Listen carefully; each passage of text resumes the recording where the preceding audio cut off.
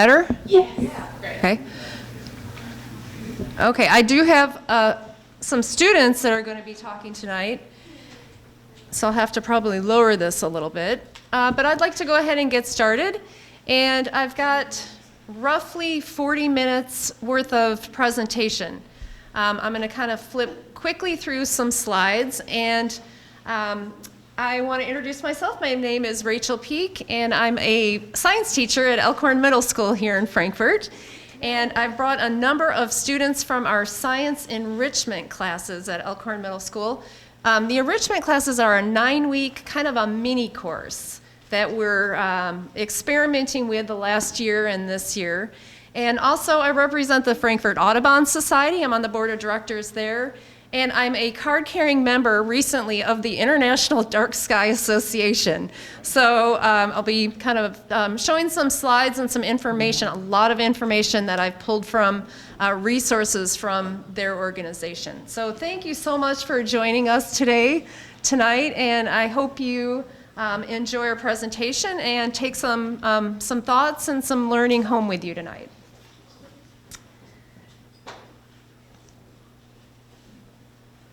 And here is just kind of a rundown of what we'll be working through. Now, student slides and the student presentations will be scattered throughout our presentation.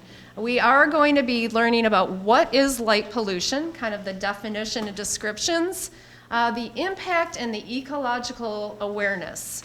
And that is kind of my ecologist coming out. We'll be learning about energy waste, dark sky heritage, a little bit about human health, and then some ways that we can address the situation that we're going to be learning about. I like this quote. I think that my experience may be similar to yours in that when you were maybe 10 or 11 or 12 years old, maybe younger, I have a father and a mother who we had a property that was off the grid. It was no running water or electricity, and it was in one of the, I think, 7 sand counties in central Wisconsin, so one of Aldo Leopold's sand counties. It was a 40-acre property, and we spent a lot of time there on the weekends with no electricity. And my dad knows all about constellations and stars, and so I learned at an early age how to appreciate the dark sky. The dark sky impact of what I've been learning about the past few months impacted me a few weeks ago when we got our first snowfall in Frankfort. And it was really cold. It was a couple days before Christmas. And if you remember that weekend, it was a new moon, meaning students know no moon is a new moon. And it was really dark, and it was really cold. But even at night with no moon, it was still bright. The snow was illuminating glow from a tiny sliver of moon and artificial light at night in Frankfort. I could still see without light. Why does dark sky matter? Why does dark sky matter to me? With me, it's the experience of being outdoors, seeing the Milky Way, seeing constellations, and things that I learned when I was young. Project-based learning. This is a strategy that we are using at Elkhorn Middle School. Project-based learning involves inquiry-based methodology that requires students to solve real-world problems by using a process, building new knowledge and skills, and creating a public product, and sharing that product with an audience. The stakeholders in our young people's lives are teachers, educators, community leaders, students, parents, and all of you that are here with us tonight. And for Elkhorn Middle School, we have just started project-based learning this year. I know other schools in the community are watching us. And this is a slide that shows, in general, how project-based learning. I guess I want to stress here that in science, we are always asking questions, the number 2, the sustained inquiry. We're always asking questions about how and why in science. And throughout this process, students have a voice. They reflect on what they're learning. They critique and revise each other's each other's products, and then they end up with a public product. In the classroom, inquiry can take a lot of different forms. We have a lot of problems that we could solve. We ask a lot of the whys and hows. We make a lot of claims. We look at a lot of evidence.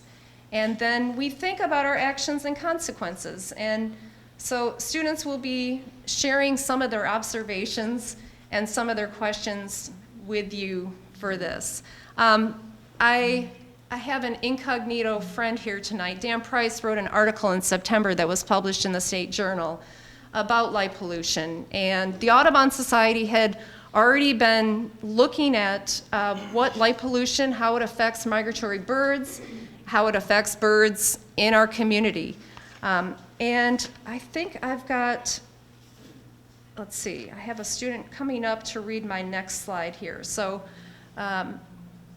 light pollution, that's what we'll be talking about tonight. And then Noah, come on up here for a second.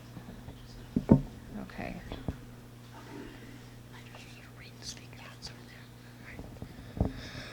What is light pollution? Any adverse effect of artificial light at night. It comes in three main forms: sky glow, glare, and light trespass.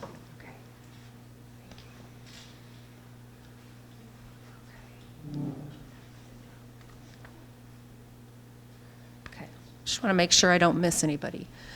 Sky glow. I took this picture a couple of weeks ago, this month.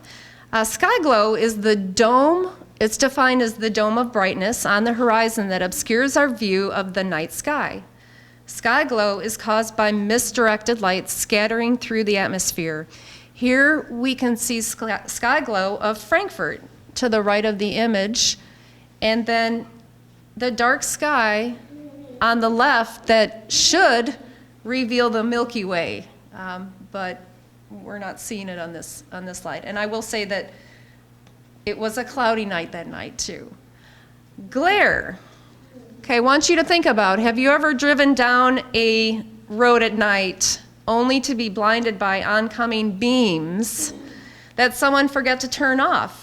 Or even somebody didn't turn off their lights. So you've experienced glare. Glare is when light enters your eyes at a shallow angle. And it causes pain, and it restricts your pupil, and it reduces visual acuity.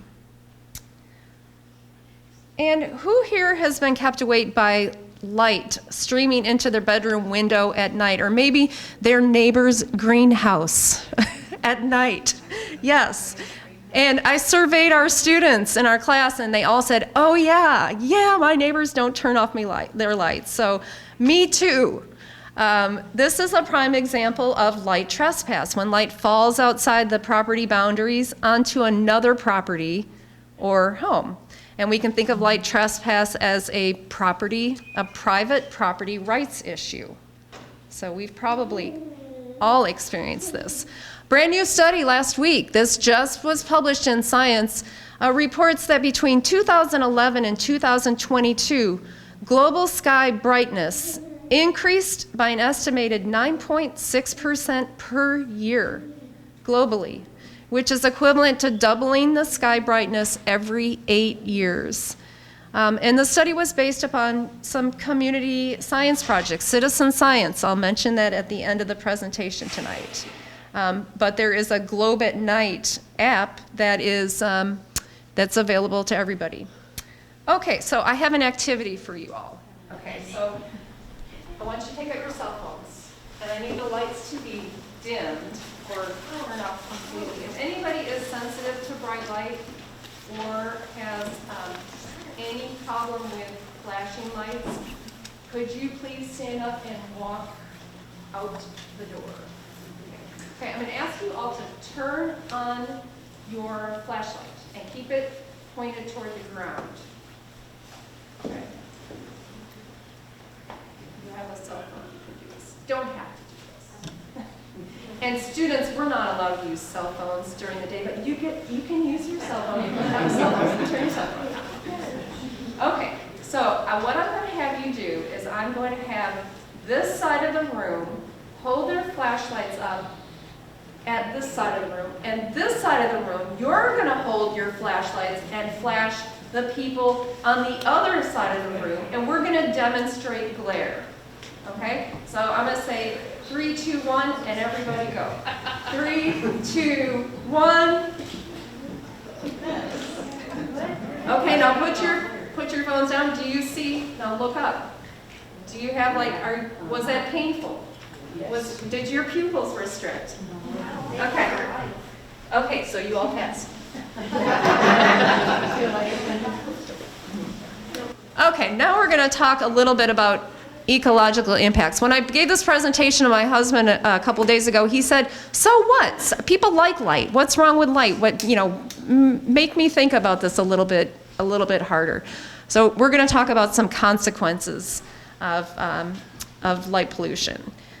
There are a myriad of negative consequences, from bats to humans and everything in between. There are many reasons to protect the night sky.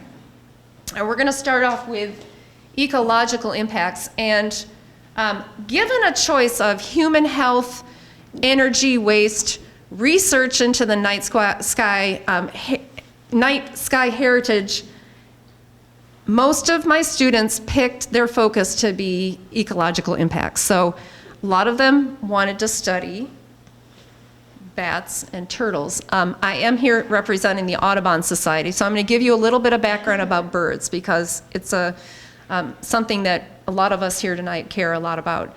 Birds are like moths, that they're attracted to the light. Birds also migrate using the sky, the dark sky, to navigate. When birds are confronted by large, brightly lit skylines in urban areas, they become disoriented. They're attracted to light, just like your lights wanted to focus on the light that you saw on the other side of the room. They're attracted to lights and the light pollution in the city. But sky glow obscures the view of the night sky, which they use to find their direction. Birds will fly towards the light. If they don't immediately collide with a building, they're reluctant to leave the lit area and return to the dark. They can fly around in circles until they drop to the ground with exhaustion. And it will still be in danger of mortality. A bird dropped into the depth of a canyon of city lights in an unfamiliar habitat, they can be susceptible to starvation, dehydration, predation, lots of things.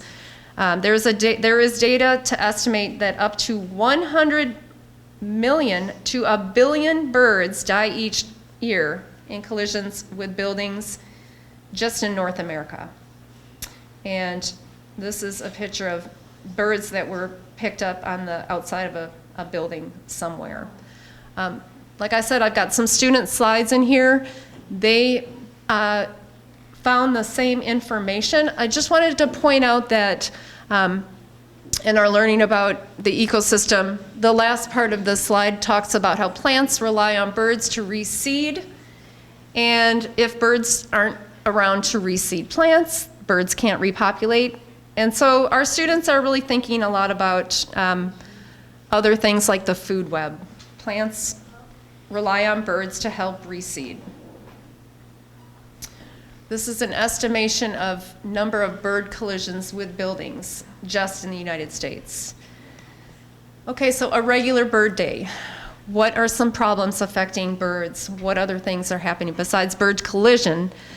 For some songbirds, artificial light at night, or the acronym ALAN, and constant exposure to light have been shown to impact singing, sleep, cognitive performance, personality, and reproduction.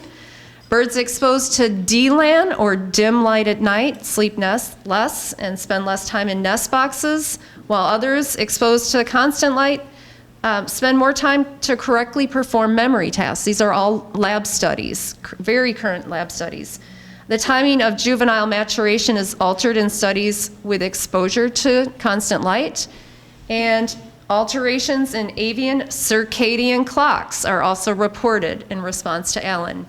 We did a lesson today on circadian rhythm.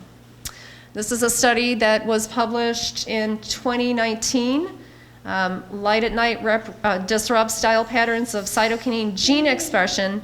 My point here was to just recognize that all vertebrate species on Earth synchronize their daily and annual activities based on information from the sun.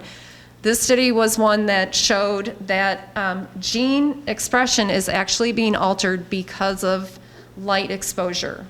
And it was interesting that that was also a study that came out of the University of Kentucky in Lexington.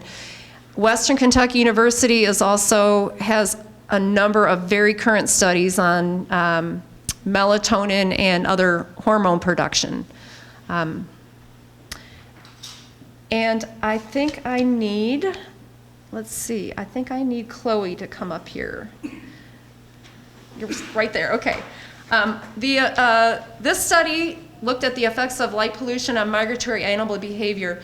Wanted to mention that a lot of research that has been on light pollution has been done on birds, and I think people that study bats, butterflies, moths, and grasshoppers recognize that that data is useful, but we still need more research on other species.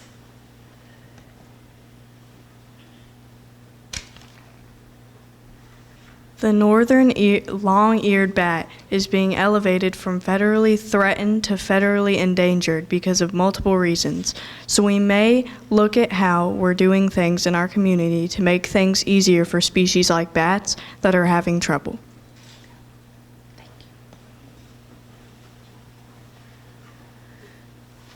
The students were able to get on databases through the Dark Sky Association. Has a fantastic resource. It's easy to use, and thousands and thousands of research articles can be easily found by middle school students.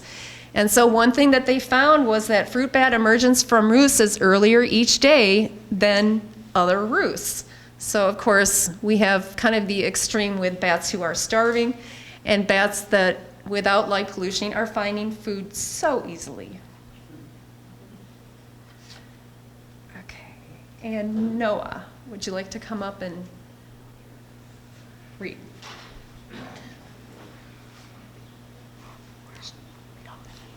Frogs and toads whose nighttime croaking is a part of breeding, but artificial light disturbs this and is interfering with reproduction and reducing population. Sea turtles hatch at night, and the hatchlings find the ocean by finding the horizon. This artificial light is drawing them away from the sea. We don't have hatchling turtles in Kentucky, but they get a lot of attention because so many students visit beaches, Gulf shores and Florida. So a lot of students come back from spring break and say they learned about turtles, they saw the signs for turtles. So I think as a teacher, it's great that they have these stories, they're able to make that connection with sea turtles. And before the advent of artificial illumination, hatchlings always oriented themselves towards the ocean by the brightest part, their field of vision. Historically, it's been the ocean reflecting the brightness of the moon and stars. Now, hatchlings get confused and disoriented as they clamber towards city lights. And it's not just wildlife that is affected. We know that our flora have just as much trouble with artificial light in the cities. There are a lot of studies that have shown that trees in the city, they bud earlier, and they lose their leaves later under artificial light. Okay. Energy waste. Wow. Can you imagine living in an apartment in this city? Okay, I need Noah to come back up here, actually. Yes, Noah. Okay, this was actually a poster that we've got a young gentleman in the audience here, and the student posters are all around the building. So one of these students that created this poster is sitting right here. Light pollution is also a waste of money and energy. About 35% of lighting worldwide is wasted light, shooting straight up into the sky. When we do this math, When we do the math, we spend around $4.5 billion, USA alone, a year on wasted light, while adding 21 million tons of carbon dioxide to the atmosphere each year. Globally, scientists estimated that light emissions from the continents represent 250,000 gigawatt hours of energy. This adds up to at least $50 billion in energy cost. It is equivalent to at least 1% of world emissions from greenhouse gas, 2021 data.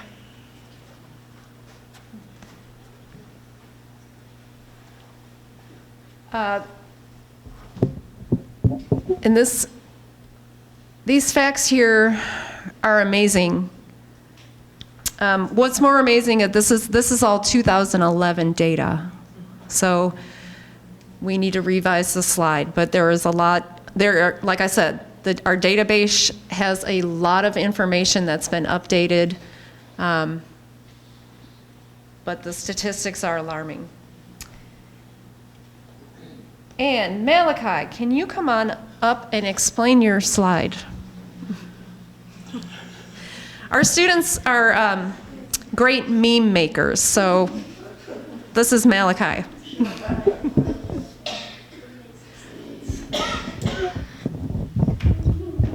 Okay, hello? Okay, so this is essentially just something I decided to make because I was kind of bored, but no offense to you, I didn't mean to.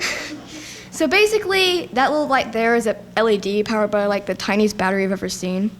And it's like brighter than some of my lights that I have at my house, and it's like way bigger than that. So like, I feel like that should not be in like tiny little light bulb, not even the size of my fingernail.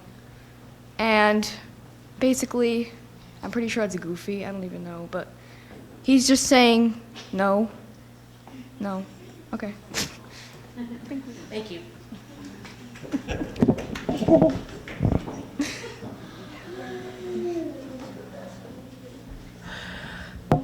Okay, thousands and thousands of studies on human health exist, and we have seen that humans are not untouched by the phenomenon of light pollution.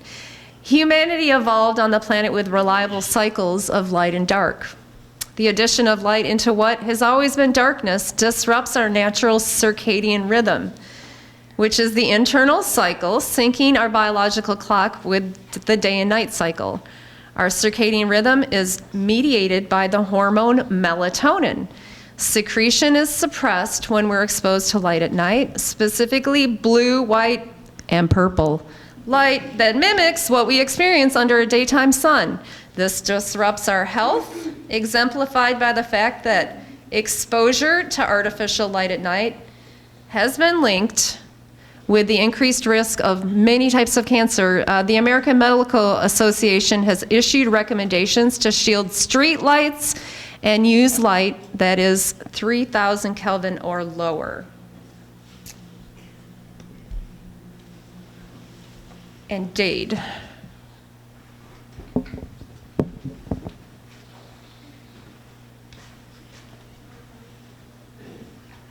Research suggests that artificial light at night can negatively affect human health, increasing risks for obesity, depression, sleep disorders, diabetes, breast cancer, and more. The Allen database is a sophisticated database with thousands of research articles. I guess I should mention that anytime at school we're talking about problems like sleep disorders and depression, social emotional learning is a powerful topic at our middle school. It's a powerful topic right now. A lot of you hear about it. A lot of people are associating the social emotional problems that we're having at school with COVID. However, there are a lot of things going on. Middle school is it's a brilliant age, but there is a lot going on in these students' lives. So, this slide is a poster over here. And I just wanted to mention that the students were excited to use the database. So this is easy information to access. Okay, heritage of dark skies. Until recently. Let's see. Carrie, would you come on up? Come on up here. Okay, I'm going to read the first part of this. Until recently, for all of human history, our ancestors experienced a sky brimming with stars, a night sky that inspired science, religion, philosophy, art, and literature. They inspire research. Carrie made this poster right here.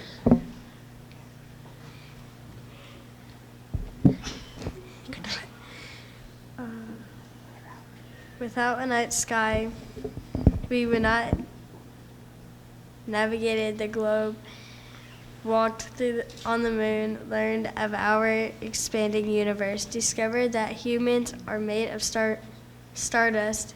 We have discovered over 5,200 planets exist because we can see in the sky.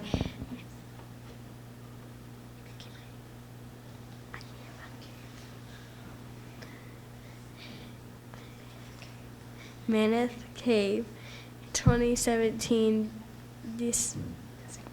designation as a dark sky part of a city glass.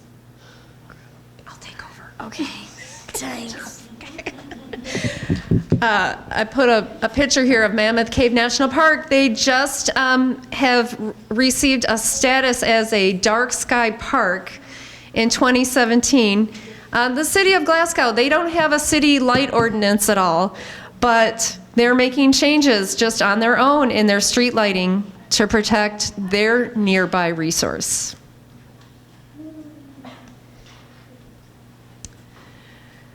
As of January 2023, there are 201 certified dark sky places in the world. These include 115 parks, 38 communities, 20 reserves, 16 sanctuaries, 6 urban night sky places, and 6 dark sky friendly developments of distinction. And those can be found on the darksky.org. There's an interactive map. Dark sky parks are one of the best at trying to prevent light pollution, and they support nature tourism in large protection areas. And this was a student slide. They list some of the examples of dark sky parks. So if you visit the national park, there's a good chance that the park you're at has some sort of a dark sky program. And I'll put a plug into Josephine Sculpture Park. They have dark sky programs led by Dan Price. And you can talk to him after the program for information. Do you know offhand when your next one is at? No, they haven't had any programming lately, so I don't actually have one scheduled right now. Okay, well, we need you to get one scheduled. Okay, so find the potential stalker in this picture. There is a myth, there is no clear scientific evidence that increased outdoor lighting deters crime. Poor outdoor lighting can decrease personal safety by actually making victims and property more visible to criminals. So you see an illuminated area outside the garage here, and you see a lot of light in the area right outside, but in creating more light, you're also creating an artificial barrier between light and darkness. And so in this picture, can you see the person? No. I've got these slides backwards. This was the first slide, find the potential stalker, and there he is. Okay. Okay, so how dark are our skies in Frankfort? I looked at some, again, pretty easily accessible data to look at changes in 2012 and 2021. And this is data that is visible infrared imaging. And there are other types of imaging. There are other satellites that are being used in space right now. But you can't see a whole lot of changes right around Frankfort. But I think what you might notice is that the communities around Frankfort, Georgetown and Midway, are definitely growing just in the past 11 years. So this is a picture of light from space. And there are, if you're interested in looking at the quality of your night sky at home, there is an app for that. Community Science has two really easy and fun apps to use, Globe at Night and the Dark Sky Meter. Globe at Night is a free application that asks you to identify which image looks most like what your sky looks like. So you have a little image and you hold your phone up to the sky and then record what you're looking at. Both of these send data to a global database of measurements that helps us to better understand how light pollution is proliferating across the world.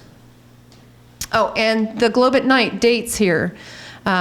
This is 2023. Once you log on, these are the dates that you're asked to do your citizen science. So this is something that all of us can use.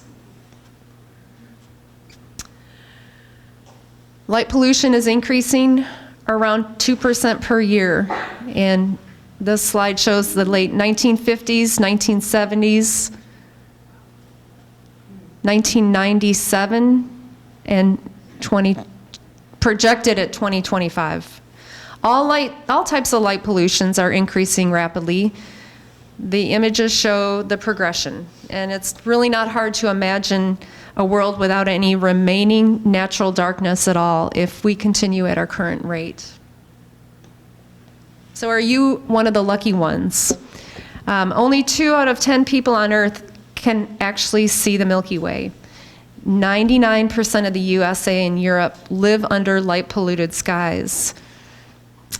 And this summer I was able to visit, on my bucket list was the Griffith Observatory in Los Angeles. And I just wanted to share a quick story that illustrates how disconnected we have become from our nighttime sky. In 1994, there was an earthquake. It hit Los Angeles. It was 3 o'clock in the morning, and most of the city, all of the city, lost their power for the night. When residents went outside to look around and assess the damage, they were confronted with something they had never seen before: a dark sky. Griffith Observatory reported many fearful calls asking, "What is that strange silvery cloud in the sky?"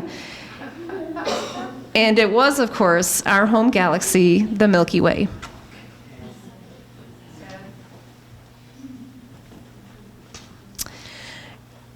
This is a quote from Trends in Ecology, was published January 9th of this year. Increasingly, sky brightness is a sign that we're doing lighting wrong. It's a sign we're using energy inefficiently, wasting money, exacerbating climate change, and increasing environmental impacts. Scientists estimate that carbon dioxide, the primary contributor to climate change, is growing at 2% globally, doubling every 30 years. By comparison, light pollution is growing at 9.6% per year, doubling in less than 8 years. And I had that fact earlier in the presentation. So we know light pollution is a problem. It is increasing, but light pollution is one of the only pollutions we can solve at the speed of light. All of us in our individual actions can make a difference. We can work to create changes on a scale that can benefit everyone. Okay, so a simple solution. It is not as simple as it would seem. The IDA, the International Dark Sky Association, recommends useful, targeted light, shielded light, no brighter than what it needs to be, controlled using motion detectors, and using warmer color when possible. Warmer color light waves when possible. Shielding luminaries, aiming lights down. And there is a before and after picture. I did not take these pictures, but the before and after shows what a shielding effect has on a building. And I think I may have another, no, I took a slide out. I had a picture of, if you look from the sky at light shining down, it's not one light that is a problem. It's the collective light. It's the collective lights on the highways and the interstates that are causing sky glow. I also put here the phone number of the city to call if there's any city representatives today. We are supposed to be reporting our purple lights as our lights are changing from a warmer wavelength to that purple color. But the color of light is really important. It's measured in Kelvin, and our dark sky best practice recommends only going high as 3,000 Kelvin to minimize the amount of blue in the light. It's healthier for human and environmental health. Call the city.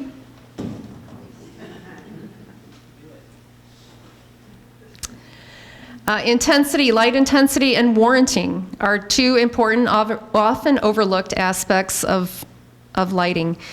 Even if we shield light, it's reflected up from the ground. To minimize this, we want to think about only using the amount of light that is needed for the task at hand.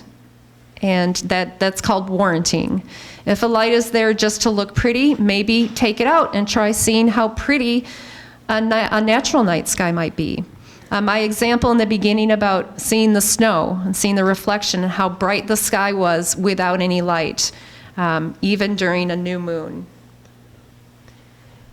You can join the Frankfort Audubon Society. As people that are concerned about birds, we do a lot of great things for the environment that affect other critters. Our purpose is to connect people with nature through birding, education, and the conservation of wildlife habitat. It's $20 a year. We recognize the International Dark Sky Week, which is in April this year. We have a great backyard bird count coming up in February 18th. And we are supporting the Audubon Society with a bird walk at Cove Spring Park's wetland. We also have some fantastic resources, a birding trail with 14 different areas around Frankfort to go birding. I have, and my husband may not know this, but after school, I love stopping at one of many of these great areas in Frankfort just to kind of wind down before I get home. So I can do a quick, just walk around a nature trail. And these are all over Frankfort. Great opportunity to learn about birds. Lighting up, okay, light pollution is reversible. It's unlike other forms of pollution. Light pollution, it's a problem with solutions that are pretty easy to implement. Not as easy as we think. You may want to consider joining the International Dark Sky Association. They're the recognized global authority on light pollution, the leading organization worldwide. Okay, so lighting up the conversation in Frankfort. Lighting in Frankfort, light up the conversation.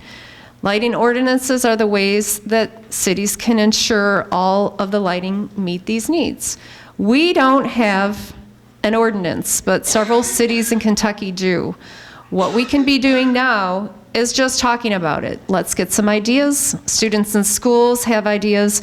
We all have access to research. We can all learn about the issues as many communities are already doing. And I had there are a couple of videos of communities having these conversations and bringing in stakeholders from lighting industries and the cities that we live in. And I'd like to say thank you for all of you that are here tonight. And I think I've hit 45 minutes. So if you have questions for students or for me, I'd be happy to help. And I know I have a number of professionals in the group tonight too. So have you thought of some questions, or students? You've seen all this before. Do you have any questions? Murray.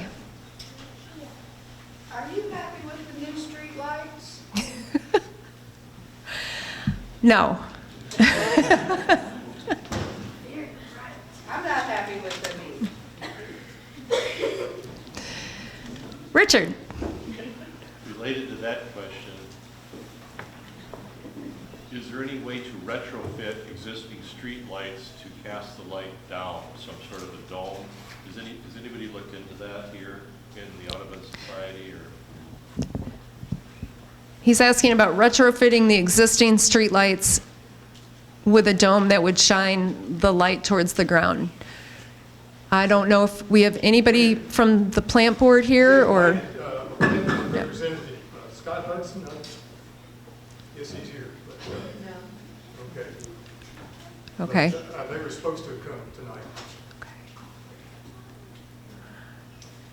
Okay. So Yes. I did a little searching on, there's purple lights scattered around Frankfort. And I did a little research online. Are those faulty, or that's what I read, was that they're faulty lights and they need to be replaced? Yes. Okay. Yeah. Yes, they need to be replaced. Let's see. There is an email address. If you Google Frankfort purple lights, there is a phone number and an email address that comes up right away. And I think her name is Wanda McDonald. Then it's a city number. We are supposed to call and ask to have those lights replaced.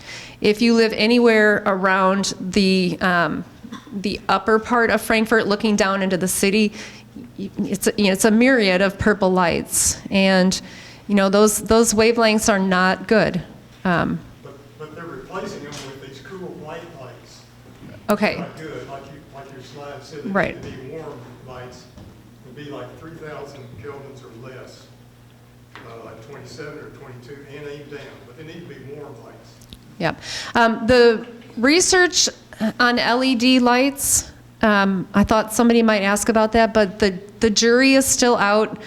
There's research indicating that although they're more energy efficient, that people are using more light. I think and the jury's in on that one, actually, Rachel. Oh, there is. Okay. Yeah, we are definitely using more energy with the LED lights that we have now than we were before when we had less efficient lighting solutions. Oh, this is cheaper, I'll just put more lights in. Additionally, we were talking about the purple lights that we have out there and how they have a deleterious effect on our sleep patterns and things like that. All those LED lights do. They're all broad spectrum lights that saturate everything. It's not just a tiny slice of the AM spectrum that they're ruining. They're ruining it all. So, even getting these lights replaced still isn't the problem. You're absolutely right about shielding things too. They're generally available from your local power company, and you can request them sometimes. I know even in Shelby County we can do that, but you also have to get your neighbors agree to it, things like that. So, but it all depends on the models and things like that. That's worth pursuing further. It seems to me that somebody needs to organize a coalition of organizations, including some of your students, Rachel, and the Audubon Society and other societies, and go to the City Commission and the Fiscal Court and the Plant Board and come up with some suggestions as to what action should be taken. Yeah, I agree. It all starts with a conversation, just talking to people that you know about it and getting feedback from your family and friends. Right now, we're just, we may be behind. There's 7 or 8 cities in Texas that are big cities that have light pollution ordinances, and they have their own mini dark sky organizations, and they're addressing these problems, and they have been for over 10 years. So, now I think it's a good time. We're not behind.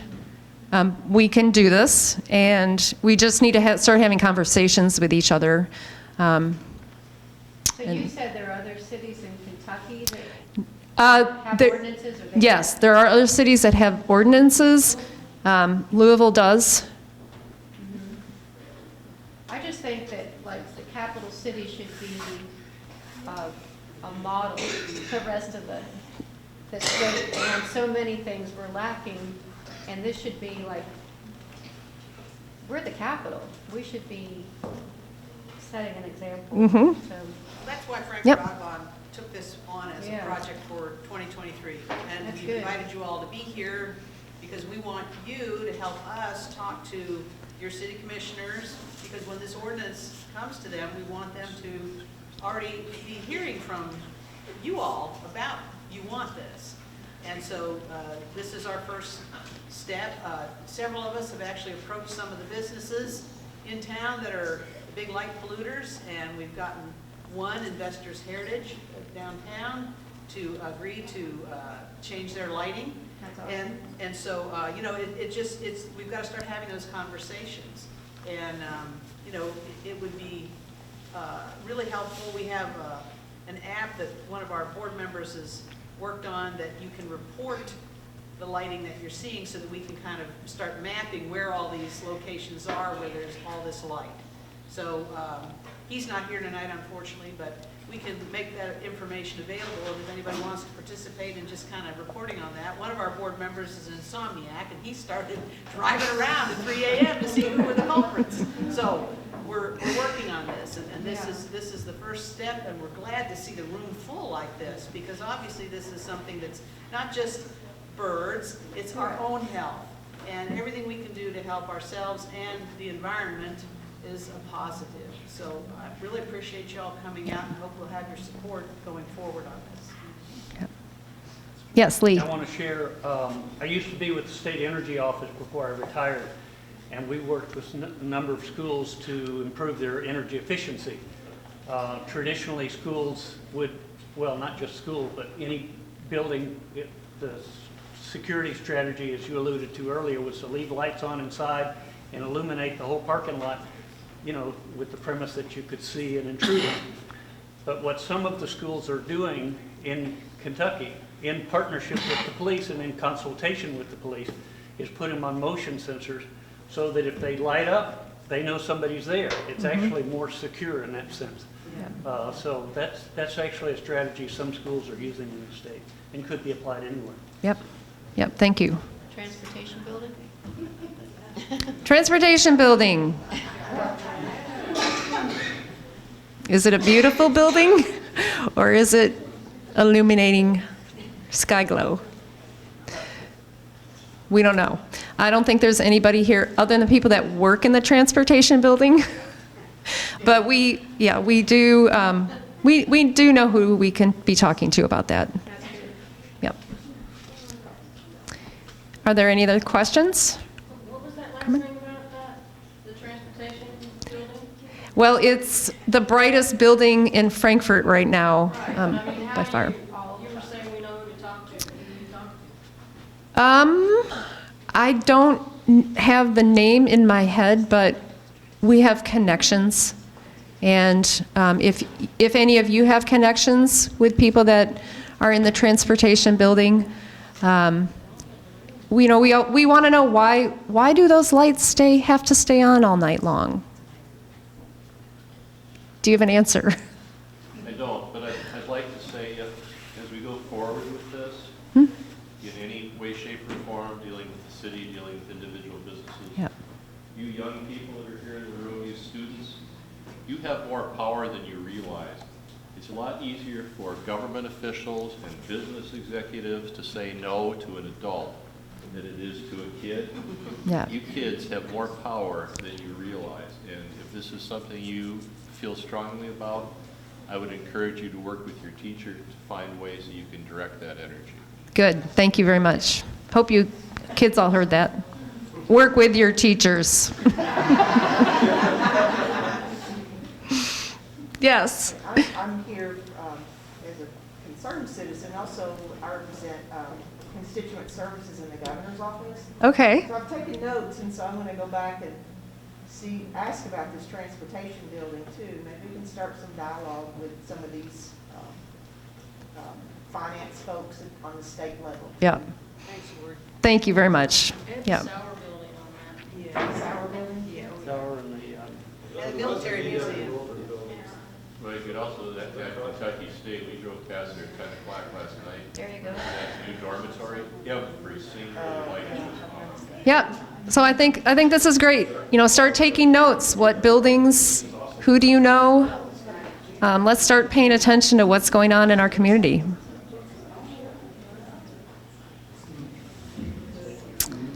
right.